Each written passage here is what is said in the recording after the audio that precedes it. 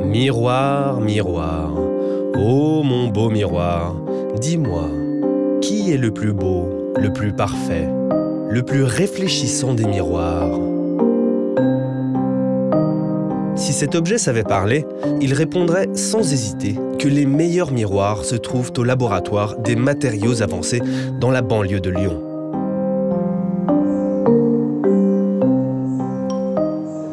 Donc traditionnellement, on dit que nos miroirs sont les plus parfaits qui existent au monde.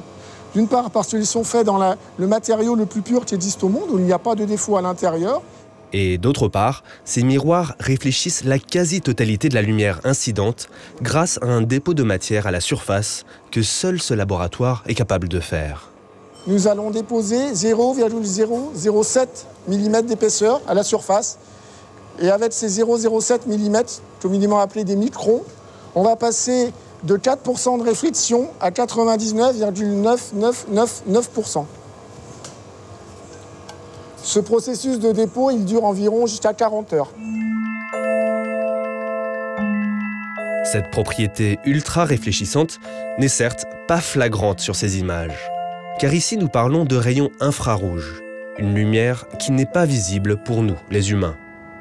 Mais cette lumière infrarouge et les miroirs ultra réfléchissants sont des composants clés des grands détecteurs d'ondes gravitationnelles comme LIGO aux États-Unis et Virgo en Italie. Ces machines démesurées, avec des bras de 3 à 4 km de long, mesurent les tremblements de l'univers. Ces fameuses ondes dans l'espace-temps produites par la collision de deux trous noirs ou autres cataclysmes cosmiques.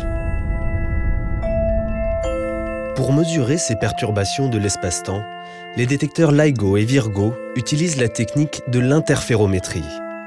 Un laser, émis par une source, est divisé en deux par un miroir spécial. Le faisceau va voyager le long des deux bras avant d'être réfléchi et recombiné. Les ondes lumineuses, dites en opposition de phase, s'annulent. Au passage d'une onde gravitationnelle, les longueurs des bras varient, ce qui change l'interférence du laser. Le signal est alors détectable. Le laser doit être extrêmement stable et les miroirs aussi parfaits que possible. Les scientifiques doivent donc s'appuyer sur les technologies les plus avancées du monde. La masse du miroir, le substrat de verre d'une pureté exceptionnelle, voit le jour après plusieurs mois de fabrication en Allemagne. Le bloc de verre part alors vers la Californie, où il subit le polissage le plus fin possible. Une fois poli, il retraverse l'océan Atlantique pour se retrouver à Lyon, ici, au LMA, pour le traitement de surface qui va enfin en faire un miroir digne de ce nom. Ce traitement de surface doit être fait dans la plus grande machine de dépôt de ce genre. Elle a été développée ici, au sein même du laboratoire. Alors cette machine, c'est une machine de pulvérisation par faisceau d'ion qui permet de réaliser des optiques avec très peu de défauts. Tous les détecteurs d'ondes gravitationnelles qui existent dans le monde, que ce soit aux États-Unis, au Japon ou celui en Italie, tous les miroirs principaux et critiques ont été réalisés au sein de cette machine.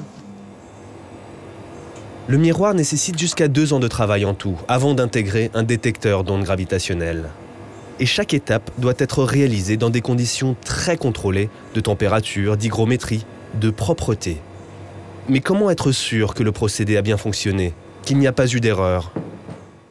Pour des composants d'une telle finesse comme ces optiques, chaque manipulation, chaque intervention sur le miroir doit être rigoureusement contrôlée avant de passer à l'étape suivante. Le but, c'est de pouvoir mesurer la planéité des composants une fois qu'on a réalisé le traitement de couche mince. Notre but, c'est de pouvoir réaliser des dépôts qui ont des défauts de planéité de quelques angstroms, c'est-à-dire quelques atomes. Alors, l'échelle, elle fausse un peu les choses, c'est-à-dire qu'elle accentue les défauts.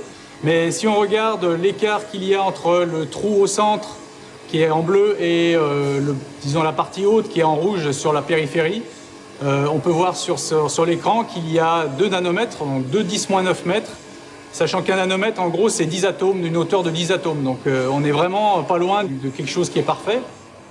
Ces performances, qui frôlent donc la perfection, ont été récompensées en 2016 après la première détection directe et tant attendue des ondes gravitationnelles prédites par Einstein il y a 100 ans.